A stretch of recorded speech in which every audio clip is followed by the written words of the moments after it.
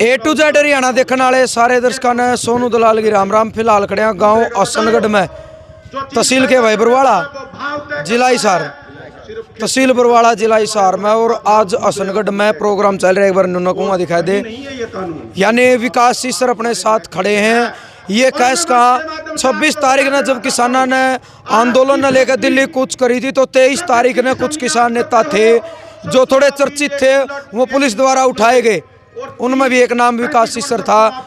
और टिकरी बॉर्डर पर तो लगातार भाई साहब देखने लग रहे हैं। यहाँ पर 4-5 दिन पहले जब अविश्वास प्रस्ताव आया, उससे पहले दिन रामकुमार गौतम एमएलए नारनुंद, उनका आवास का आगे इन्हें धरना दिया 4-5 घंटे तक। और एक झोली करके लाइव वो वीडियो आपने देखी होगी, झोली करके एक वोट मांगने का काम कराया एमएलए का। इनका कहना ये था कि भाई हमारे हजारों लाखों वोट आप बने हो और आज हमने उस आपके एक वोट की जरूरत है। हालांकि उस टाइम पर रामकुमार गौतम मौजूद नहीं थे, उनका कोई रिश्तेदार था जिन तक ज्ञापन दे के आए थे। उसके बाद अविश्वास प्रस्ताव आया, प्रस्ताव में आपने देख लिया कि सिस्टम का के नहीं था। तो भाई साहब ओडे भी बोले थे थोड़ी इन तक चर्चा करांगे, आंदोलन में लगातार बॉर्डर पर अपना सहयोग करें। तो भाई साहब सबसे पहले आपको राम राम। भाई राम राम आपको भी। सवाल पहला यही है कि आज अगर देखा जाओ, आज किसान पंचायत चल रही है, रामकुमार गौतम का आवास का आगा आपने धरना दिया, एक वोट मांगा, और आपने आज मंच का माध्यम तक कहा है कि उस दिन का बाद मतलब ज्यादा थोड़ा गुस्सा जो किसानों का बढ़ गया कि वोट नहीं मिला, कि हमारे वोट तो एमएलए बने और हमने जरूरत पड़ी तो उसका वोट नहीं मिला। उस बार हम क्या कहोगे? देखिए, ये जायज़ बात है किसान की, कोई नाजायज बात नहीं है। हमने, मेरा खुद का हल्का नारनुंद है और वो 4 बार इलेक्शन लड़ चुके हैं। मैं नहीं, मेरे भाई ने दिए हैं, कई बार वोट ले चुके हैं, लाखों की संख्या में वोट उनके जा रहे हैं। और अब भी जो एमएलए बन रहे हैं हमारे वोट तो बन रहे हैं, तो हमने उनसे एक वोट मांगा है। पहली बार जरूरत पड़ी है, नहीं हो तो कोई एमएलए का कोई वोट किसान मजदूर को जरूरत नहीं पड़ती। ये आंदोलन के चलते हमने आवश्यकता थी इस आंदोलन को मजबूती देने के लिए, और वोट मांगने खातिर पूरा हल्के के किसान मजदूर उसके बारना आगे बैठे 3-4 घंटे तक हमने झोली फैला के उनका निवेदन कराया 36 बरादरी ने कि दादा तू ये वोट एक हमारे इसमें झोली में डाल दे। उसके अलावा उसके जो सारे जितनी खाप हमारे हल्कम पड़े हैं, रोगी खाप थी, 24 खाप का था, 12 खाप थी, 17 खाप थी, सारी खापा ने लिखित में दिया कि आप एक वोट हमने दे दो, अगर हम आपके साथ में खड़े मिलांगे, अगर आज आप हमारे साथ में खड़े होते हो तो। लेकिन विडम्बना ये है कि कहीं ना कहीं किसान को, मजदूर को इस देश के नेताओं ने एक सलाद के रूप में खाना शुरू कर दिया है। इन खा के अपने वोट लेके लात मार दे, इन्हें कोई लेना देना नहीं, उन तक के इन हो रहा है के नहीं होने लग रहा है। 200 किसान साथी मारे गुजर लिए, एक शब्द आज तक नहीं बोलते। और हमने उसके जो सारे जो डॉक्यूमेंट्स थे जो हमने वोट मांगा था, उसके कॉपी उसके नंबर के ऊपर व्हाट्सअप करी थी। उसके बारना आगे भी हम बाकायदा लगा के आए थे कि कल नन्नू नहीं कह दे कि मैंने बेरा को निपटा था, मैं चंडीगढ़ था, मैं दिल्ली था। उसके बावजूद भी वो सरकार के साथ में खड़ा हुआ, और लगातार जो आदमी ये बयान दे रहा था गलती होगी मेरे एमएलए बन की, वो आदमी भी इतने महत्वाकांक्षी हैं ये लोग जो एमएलए हमने चुन दिए। इन अपने पद के अलावा, अपनी कुर्सी के अलावा कोई भी आदमी दिखाई नहीं दे रहा, किसी आदमी का जीवन दिखाई नहीं दे रहा, किसी आदमी की पीड़ा दिखाई नहीं दे रही। इसलिए गुस्सा होना हमारा जायज़ है, हमारा हक बना है। एक सवाल मैं आपसे पूछूंगा भाई, उससे पहले भी आपने धरना धरा था और आप ओडो बोल रहे थे, मैंने देखे थे, अब भी आप बोल रहे थे, रामकुमार गौतम अपना आवास पे भी क्यों नहीं आंदे? नारायण वो आए तो उसके हैं, बात तो कर सके हैं। बिल्कुल विडम्बना ये है, किसान को मिल नहीं रहा कोई भी। जो वोट लेके लुकते भी हट रहे हैं, लोगों बीच में नहीं आ रहे, लोगों बीच में आना चाहिए, उनसे बात करना चाहिए, ये लोकतांत्रिक अधिकार है। हमने वोट दे के इसलिए चुना था कि किसान मजदूर को समय नहीं लगता, काम दिनचर्या काम में ज़्यादा समय बीतता है, उसकी जो पीड़ा है, उसकी जो समस्याएं हैं, उनका हल जो है एमएलए करे, और इसीलिए लोकतंत्र का निर्माण कराया जावा है। वह नहीं तो तानाशाही थे न, राज्य बैठे न थे, रियासत थी न। लोकतंत्र की आवश्यकता क्या है, क्या जरूरत है वोट करवाने की? एमएलए जो है बिल्कुल तानाशाही हो चुके हैं। इन अपने पैसे तय कुर्सी तय अलग कोई चीज़ दिखाई नहीं दे रही। लेकिन आने वाले समय में बहुत बड़ा परिवर्तन इस देश के अंदर होने वाला है। ऐसा टाइम आ जाएगा, ना इन नाम शादियाँ बुलांदे, ना गोड्डा मोड़न खातर बुलावांगे। पहले तो हमने कर रखा था राजनीतिक बहिष्कार, अब अविश्वास प्रस्ताव के बाद हमने इनका कर दिया सामाजिक बहिष्कार।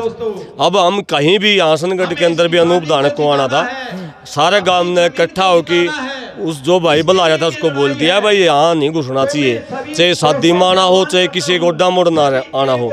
इनके बिना हमारे बालक का शादी भी हो सके है, इनके बिना हमारा दाह संस्कार भी हो सके। जब 281 का हो गया, वह क्या किसान नहीं थे, और भी जो है उनका भी हो जाएगा, उनकी भी गति होगी। हमने कोई किसी मुख्यमंत्री मंत्री की जरूरत नहीं है, अपना जो दुख तकलीफ अपने आप झेलेंगे और अपना संघर्ष इस लड़ाई को जीतेंगे। कुछ एमएलए ऐसे हैं जैसे देवेंद्र बबली का बयान आया, उसने कहा, पत्रकारों ने कहा कि आप इस्तीफा क्यों नहीं देंगे, तो उन्होंने कहा मेरे एक इस्तीफा तक क्या होगा। उसके बाद उसने कहा गया विश्वास के 15 दिन बाद मैं पब्लिक में जाऊंगा टोहाना की, अगर टोहाना की पब्लिक हो तो मैं 1 सेकंड में इस्तीफा दे सकूं। तो उनका वो 15 दिन बाद इस्तीफा क्यों, उस दिन क्यों नहीं आई? कोई मजबूरी है कि है? देखो, एक बार जोगीराम सियाग ने भी बयान दिया था कि कोई मांगना हो और हम टिकरी धरना बता कि मांग के आए थे। ये सारे खाली बयानबाजी हैं। हम तो उसने मानना हाँ अपना जो इस टाइम पर हमारा गिल्ला आंदा। और देवेंद्र बबली का खुद का बयान था कि सारी राजनीतिक पार्टियों के लोग जो है, एमएलए जो हैं, सारे महत्वाकांक्षी लोग हैं, सारे कुर्सी के चपे बैठे हैं, उनमें से वो एक है। अगर वो कुर्सी के नीचे पे बैठा होता तो पब्लिक ने तो वोट गे रखे तरह गेल और रोज बढ़ना के खड़ी रहोगी। जो वोट जा रहा है वो पब्लिक का जा रहा होगा, तो उसने उस टाइम पे सरकार के बजाय हमारा किसान का पक्ष मारना चाहिए था। ये तो बयानबाजी करना, इस अविश्वास प्रस्ताव ने एक ये बड़ा काम ये कर दिया। जो लोग बयानबाजी कर रहे थे कि हम जो है किसान के साथ भी हैं, सरकार के साथ भी हैं, वह एक साइड चले गए। सरकार के साथ हमारा साथ कोई नहीं है, और ये लड़ाई हम जब तक जारी रखेंगे, जब तक ये जो मुखट्टेपन जो लोग हैं इनका ये नहीं बाथरूम करने खातिर बाहर लकड़ेंगे, 4 गुना तक लड़ाई लड़ाएंगे। मुख्यमंत्री साहब ने बोलिया जिस दिन अविश्वास था सारे एमएलए बैठे थे, बिल्कुल खुले सरेआम खुले शब्दों में बोल दिया कानून वापस नहीं होंगे। मोदी साहब ने पहले बोल रखा था, यानी मुख्यमंत्री प्रधानमंत्री दोनों ने बोल दिया कानून वापस नहीं होंगे। तो किसानों की क्या प्रतिक्रिया रहोगी? भाई इनकी क्या औकात है? लोगों का लोकतंत्र लोगों का राज है। प्रधानमंत्री खुद कहता है कि मैं तो प्रधान सेवक हूँ, और लोकतंत्र के अंदर संविधान में लिखा गया लोकतंत्र के अंदर जनता मालिक है, और जनता दिल्ली के चारों ओर बैठी है, जनता गांव-गांव के अंदर पंचायतें करी है, जनता पूरे देश के अंदर पंचायतें करी है। इनकी औकात के है, ये कानून नहीं बदलेंगे तो, अगर ये कानून वापस नहीं लेंगे तो हम इनकी कुर्सी वापस ले लेंगे। इनकी औकात नहीं है। अभी तो हम जो है संयम से चल रहे हैं, इसलिए इस प्रकार की बयानबाजी कर रहे हैं, लेकिन वास्तव में इनका पसीना आ रहा है। सरकार डर रही है बिल्कुल। एक ट्वीट कर दो, 18 साल की एक विदेश की लड़की ने ट्वीट कर दिया, विदेश मंत्री उसका जवाब देने बात है। सारा देश की एजेंसी जितनी है, चाहे वो फौज ला ले, पुलिस ला ले, NIA ला ले, कुछ जितनी भी CBI ला ले, न्यायालय ला ले, सब सारी पत्रकार ला ले, आप वर्ग के साथियाँ ने छोड़ की न, बाकी जो बड़े चैनल हैं सारे एक साइड में जोड़ ला रहे, पूरे 3 महीने तो ऊपर टीम हो गया। लेकिन ये आंदोलन नू कानून मजबूत है, और ये आंदोलन इनके पाया न उखाड़ेगा, और ये इनके बस की बात नहीं है। कानून उल्टे नहीं लेंगे, कानून जनता के लिए बनते हैं, जनता की भलाई के लिए बने हैं। जनता को बेचने के लिए कानून नहीं बढ़ेंगे। अगर ये उल्टे नहीं हुए तो अंबानी अडानी जो इनके माई बाप हैं उनके साथ भी सीधी लड़ाई किसान लड़ेगा, मजदूर सीधी लड़ाई लड़ेगा। जो गोदाम इनने बना रखे उनके ऊपर कब्जा लेंगे, जो ये बड़े बड़े स्टोर बना रखे उनके ऊपर कब्जा लेंगे, उड़े चीज़ हम बेचांगे। जो ज़मीन इन्हें ले रखे उड़े हल जो है किसान जोतेगा आने वाले टाइम में, उड़े मजदूर जोतेगा आने वाले टाइम में। ये थोड़ा है कि एक आदमी 50 लाख करोड़ का मालिक बना दिया और हमने एक टाइम की रोटी भी ना खाया, मजदूर भूखते मर रहे हैं। ये लड़ाई नहीं है। पूरी दुनिया का इतिहास उठा के देख लो, रूस की क्रांति देखो, फ्रांस की क्रांति देखो, दुनिया में बड़ी बड़ी क्रांति हुई है, और इसी वजह से हुई है। इन जैसे लोगों की वजह से क्रांति हुई है जो तानाशाही बने बैठे हैं। तो ऐसा नहीं है, इस आंदोलन को क्रांति की तरफ ना धकेलें। अगर इनको जल्दी समझ में आ जाए तो, नहीं तो ये तो चले रहा है, ऐसे ही चलता है। मुख्यमंत्री साहब ने एक बात और कही है, बोले 11 दौर की पहले बातचीत हुई है, किसान बातचीत करो, बोले बातचीत तो इसका समाधान होगा। और दूसरी चीज़, मतलब अगर किसान ये कह रहे हैं कि भाई इनमें मान लो 90% गलत है तो भी बातचीत कर सकें। देखो 11 बार बातचीत होली किसानों की, और किसान ने कभी मना नहीं कराया बातचीत है। 11 दौर की वार्ता में रिजल्ट निकलिया 0, और बातचीत हम ही कर लिया। बातचीत तो पहले तो संसद में करनी थी, बनाने तो पहले करनी थी, किसाना तो बातचीत करनी थी। तो कोरोना काल में जब कीड़ी तक नहीं चल रही थी, उस दौर में सांसद बंद था, सारा संसद बंद था, लोकसभा सब, राज्यसभा सब कुछ बंद था। अध्यादेश जारी करके ये कानून बनाए। अध्यादेश 2 ही स्थितियाँ में जारी करे, जहाँ कहीं तो युद्ध की स्थिति में या कोई अप्रिय घर युद्ध हो जाए, जब अध्यादेश आ करें। लेकिन इन आपातकालीन अध्यादेश जारी करके कानून बना दिए। क्यों भाई? जब क्यों नहीं बातचीत करी। और हम तो आज भी बातचीत करने खातिर तैयार हैं, लेकिन ये जिस प्रकार की भाषा बोल रहे हैं ना, प्रधानमंत्री कह रहा है कि आंदोलन जीवी हैं, वहाँ जेपी जो कृषि मंत्री है जेपी दलाल कह रहा है कि ये तो अपने अमर है। जिस प्रकार की ये भाषा बोल रहे हैं, ये बातचीत करने का माहौल नहीं है और बातचीत करने की आवश्यकता भी नहीं। हमने इनका मुँह नहीं देखना, हमने तो ये कानून उल्टे ले दो, जुकर बनाए थे मुँह उल्टे ले लो, 2 मिनट का काम है। वो ये अध्यादेश उल्टा जारी करते हो आप लोग, राष्ट्रपति व साइन मरवा के कैबिनेट की मीटिंग में पास करवा के उल्टे ले लो। हम तो नाचते गांधे आवाएंगे घर, बातचीत करने खातर तरीका नहीं हमारा, तो बातचीत खातर थोड़े जा रहे हैं। ये सरकार की नीति और नीयत में खोट है।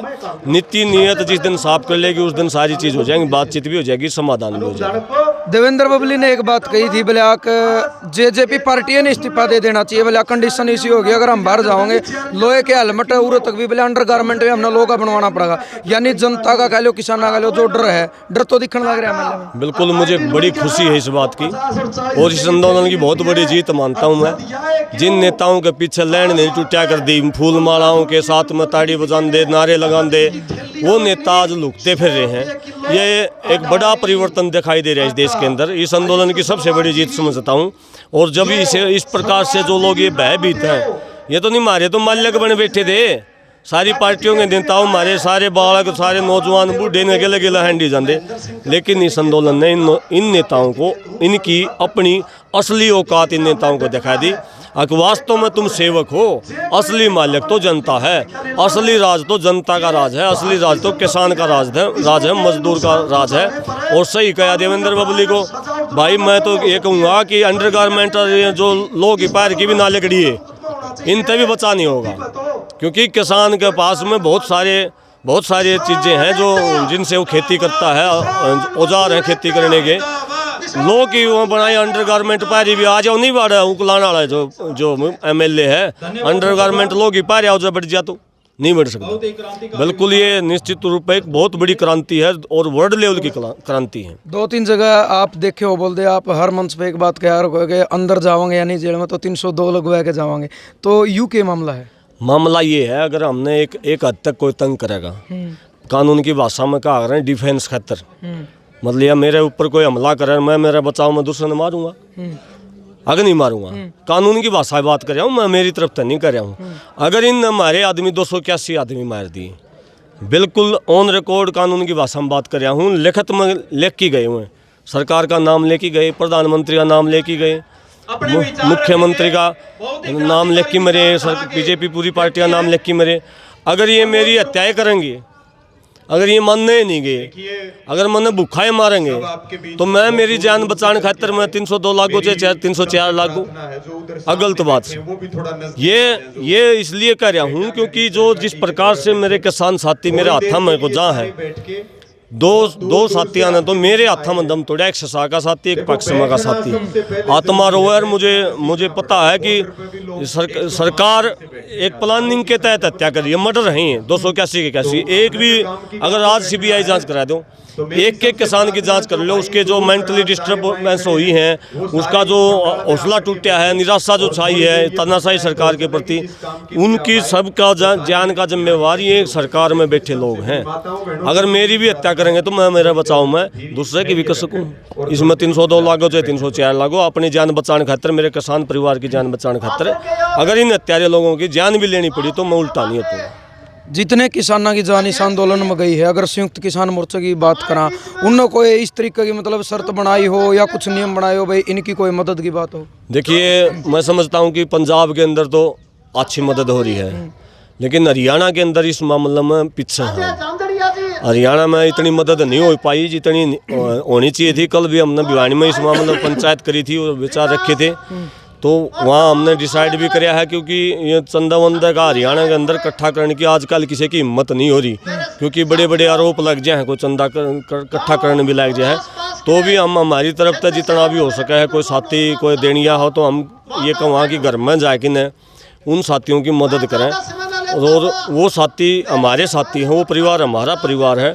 उनका जो आदमी चला गया वो तो वापस नहीं आ सकता, लेकिन उस परिवार ने कोई तकलीफ नहीं होनी चाहिए। ये जिम्मेदारी हरियाणा के किसान की जिम्मेदारी है, और निश्चित तौर पर पूरी मदद करांगे, पूरा प्रयास करांगे। मेरी तरफ से पूरा प्रयास करूँगा कि सारे भाइयों ने ऐसा कन्वेंस करा कि उन साथियों की पूरी मदद हो। एक आखिरी सवाल ये है, जिस तरह आप जैसे जो लोग हैं थोड़ा बोल रहे हैं किसी भी मंच पर जाएगा, जनता में तो कुछ सवाल ऐसे उठे कि ये लोग राजनीति बनाने लग रहे हैं, अपनी राजनीति चमकाने लग रहे हैं। देखिए, मैं ये कहूँगा, राजनीति एक तो राजनीति करना कोई बुराई नहीं है, लेकिन एक बात मैं जरूर कहूँ सारे मंच हैं, राजनीति करने का हमारा टाइम नहीं है, राजनीति करने का इन बच्चों का टाइम है।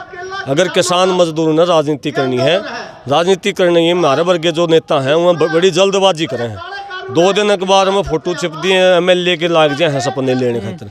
लेकिन मैं जहाँ भी बोलता हूँ ना, मैं एक के बात कहूँ कि अपनी नहीं, हमने तो क्योंकि बहुत बड़ा तंत्र है वो, हमने तो अपना जीवन न्यौछावर करना पड़ेगा इस संघर्ष के नाम पर। लेकिन हमारे आने वाले जो बच्चे जिनकी उम्र 8 साल है, 10 साल है, 5 साल है, आने वाले बच्चे राजनीति का माहौल बनेगा, वह लोग राजनीति करेंगे और वह बच्चे जो है कलम ले होंगे इस देश में कानून बनाने की।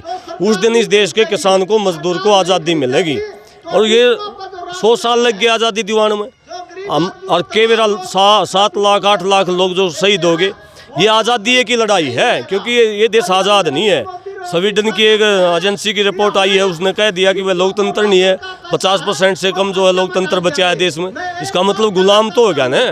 तो पूंजीवाद के खिलाफ और जो ये पार्टियां हैं, ये पार्टी मैं कहूँ ये आतंकवादी संगठन नहीं है, पार्टी नहीं है ये आतंकवादी संगठन है। अगर ये पार्टी होती तो पार्टी तो एक सिंगल आदमी की मृत्यु के ऊपर भी नैतिकता के आधार पर कृषि मंत्री अपना इस्तीफा दे चुका होंगे, और ऐसा पहले इस देश में होया है। एक अगर अस्पताल के अंदर अगर किसी व्यक्ति की अस्पताल की सुविधाओं के बगैर अगर मृत्यु हो जाती तो स्वास्थ्य मंत्री अपना इस्तीफा दे देंदा। रेल की घटना में अगर रेल कितने टकरा जाती, अगर कोई मृत्यु हो जाती तो रेल मंत्री अपना इस्तीफा दे देंदा। लेकिन ये लोग, इतने लोग मरने के बावजूद भी इस्तीफा नहीं दे रहे और बेशर्मी के साथ अपनी बात को रख रहे हैं, तरह तरह के बयान दे रहे हैं। इसका मतलब ये पार्टी नहीं है, मैं इनको कहता हूँ आतंकवादी संगठन। और इन आतंकवादी संगठनों के खिलाफ लड़ने में एक पीढ़ी तो लगेगी, हमारी पीढ़ी तो लगेगी। हमारी पीढ़ी राजनीति नहीं कर पाओगी, मैं जहाँ तक समझ पा रहा हूँ। लेकिन आने वाली पीढ़ी की लड़ाई है, हमारी लड़ाई नहीं है। हमने तो कुछ भी हो मुकदमे लागे, भीतर जाना पड़े, बाहर रहना पड़े। लेकिन यह जरूर कहूँगा कि आने वाली पीढ़ी जो है, छोटी जो पीढ़ी है, वह राजनीति करे। हम जल्दबाजी कराएंगे, मान लिया अगर कोई साथी जिसका थोड़ा नेम फेम हो गया, कोई पार्टी ज्वाइन कर ले, वो MLA बन भी गा तो क्या बिगाड़ेगा वो, उससे फांसी का फंदा में फंस जाए। आज उनसे पहले फंस रहे हैं। जल्दबाजी का विषय नहीं है, बहुत बड़ा विषय है, बहुत संगीन मामला है, आने वाली पीढ़ियों का मामला है, इसलिए बड़ा वैचारिक सा सौदा है। और मेरी पर्सनल सोच ये है कि आने वाली पीढ़ियों के लिए लड़ेंगे, लंबा लड़ेंगे, अपना जीवन दे के जाएंगे, बलिदान करके जाएंगे और नीम के अंदर दबाएंगे, कोई नामो निशान नहीं बचेगा हमारा। हाँ, लेकिन बच्चे जरूर करेंगे, मैं ये इतनी इच्छा मेरी भी है। बहुत बहुत धन्यवाद। धन्यवाद भाई आप। तो भाई आपने सुन लिया, विकास जी सर अपने साथ में जो टिकरी बॉर्डर पे शुरू से लेकर आज तक किसान आंदोलन में अपना सहयोग कर रहे हैं। नारनौंद की बात करा, धरनिया की बात करा, और अभी मंच पर जाकर अपने विचार रखे हैं। काफ़ी सारे सवाल इन लेके थे और काफ़ी सारे सवाल सरकार के ऊपर भी थे। इन सवालों में आपका मानना क्या है, एक सभ्य कमेंट के जरिए अपनी सोच विचार जरूर दे दियो। अगर आपने लगी हो बात सही है तो इस वीडियो ने ज़्यादा से ज़्यादा शेयर कर दियो। गांव असनगढ़ तक फिलहाल आप लाइव खड़े थे। जय जवान जय किसान।